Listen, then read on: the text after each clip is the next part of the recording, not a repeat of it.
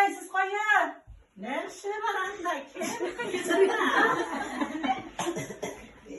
Emniyete, obustaylar dizilek kesinlerdi, tokmaşlar kuyurardı. Günahlar varsa da kilip çektilerdi. Beni yine şakırdı mı? Sarı sayılma gitsin değil mi?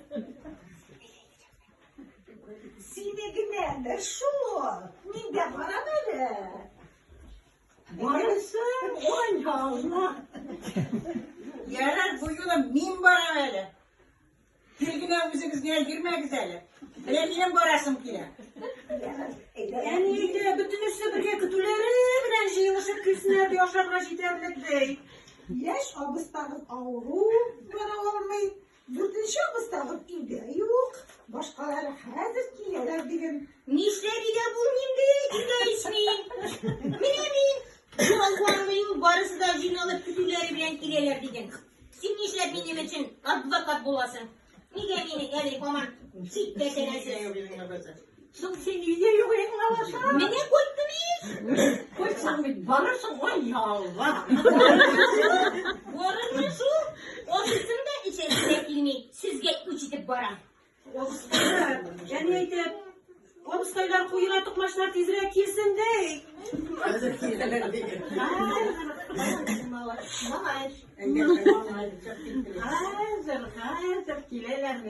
Var akıllım var. Yarar hazır edem. Var. Siz kırıp gidiniz Bunlar tabii. dileklerine kutlularını üzümeydim. Ay koydum diye ustasıyla şey. Bu yola dedim şiran. Kutlularını dilese koysun zeytiniz. Onda benim işim yok. Dileklerini üzüm tapsıram. Bağın tutundular malanlar. Malanlar ve malan bulur halim yok. Kutlavların tilese koysanız eytiniz. Büleklerin üzüm bilen üzüm eytem. Ana vekiler. Evet zırlıyız. Oturun siz kırıp gidiniz kırığa. Bir kuş falan evden Şuşemek yüzak bilen Kafalarına bir taktım Nisin derdim nedir Dünya yüzden anlatıp Mennesine açmışlar Bütünüzden bir taktım Durmam. Niye yaptın Selim'de? He, o Selim şer mi değil? Ne? Koya sol vereceğim. Şerzirdesin git mahvur. Gelişiniz bu tarım. Koysunuz da şopanım. Koysunuz da şopanım. Neydi Gidin ansın. Ne uzunluktan. Yorlar bileli. Göğsünün sularını koysunuz ki gel tadın. Neydi?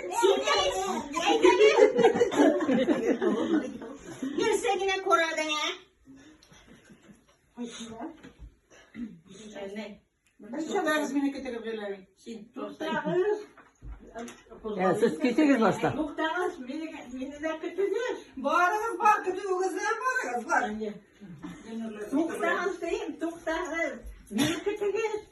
Köşek girdirip ulaşkan ki kozlar gibi büyürmek üzere. Eyleniz. Gönül bağırınız.